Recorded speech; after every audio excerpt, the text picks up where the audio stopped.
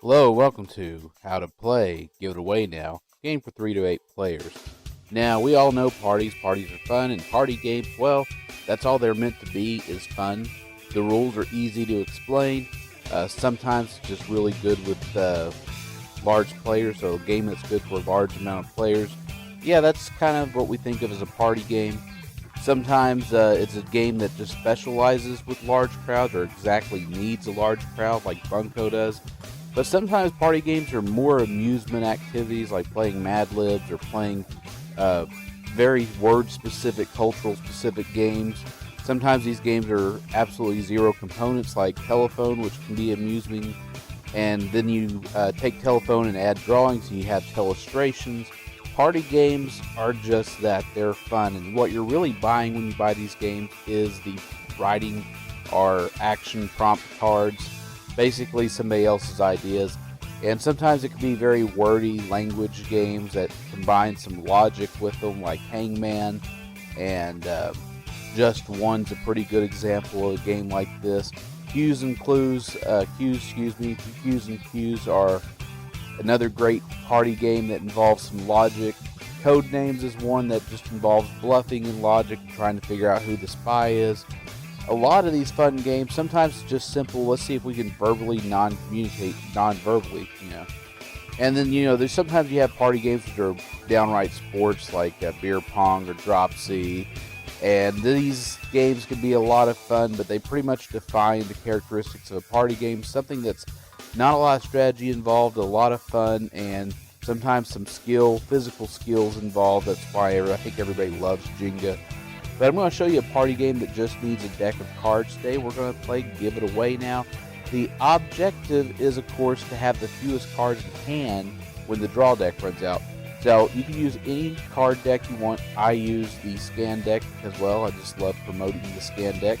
And so we all take a card and everybody flips it over and we see who has the highest ranked card. The player with the highest ranked card will go first. And so anytime that we take the cards and put them right back into the deck, what we're going to do is a special procedure where everybody takes one shuffle of the cards. Now you can use a standard deck with this. I just use the scan deck because I just wanted to. So now we've taken two cards, so then the player that draws a 2 card has to go ahead and draw 2 cards. Now each card is going to have a special action associated with it. It's only the rank. We don't worry about the suit at all. The suit doesn't matter, so using the scan deck for this game really meant nothing. Other than if you're card counting, you want to think about what the possibility of the next card is. But really, it's a party game. There's no need to strategize.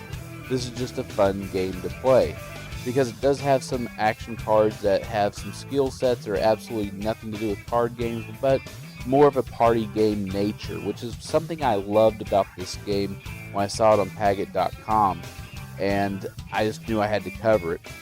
So that's every card and what it does. So we're going to go ahead. We had a 6 drawn, so 6 was to give a card away that's in hand. So you just give the card that's in your hand. Give to anybody. Now we have a 9, so we have a rhyme time. North starts with the word cash. Then we get hash. Then we get bash.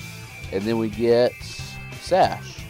So North's turn again. He has to come up with something and can't repeat it. Can't repeat the word. He can't come up with one, so he'll draw the card. So anybody that can't come up with a new word or comes up with a word that's not this that's been said before will lose.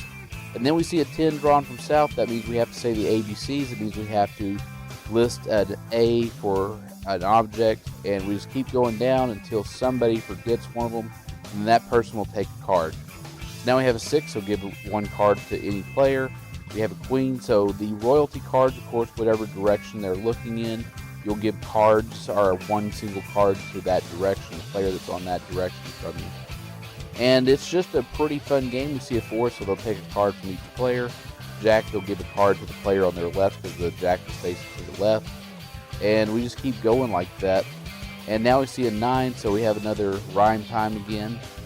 And we see another 4, so we have to draw from each player. And it just goes on like this. Everybody's having a good time. Now we see a 7. 7s are interesting because this is where you get to really be a party gamer and say, never have I ever, and then you name some action that just everybody's done.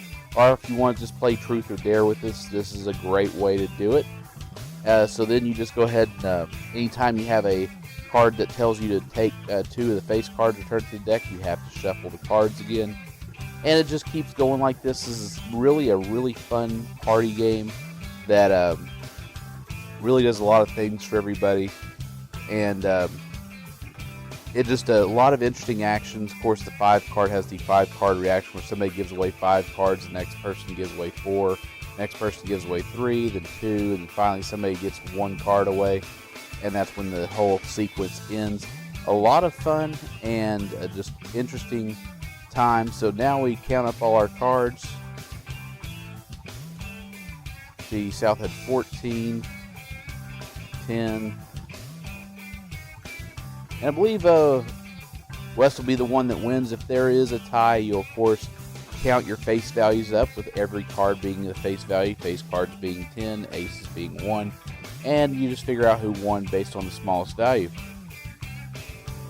And so if you'd actually like to play some cards in public with strangers, otherwise known as friends you haven't yet met, come to our subreddit Card Game Meetups.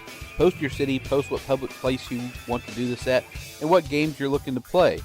Do click under the show more in the description to find rules, other resources, including other video channels I enjoy, and a link to a Discord channel where we talk about card games all day, every day. It's a fun place where you can meet new friends and learn about all sorts of different card games, domino and dice games. Do call up your friends and let them know that you're looking to play some cards.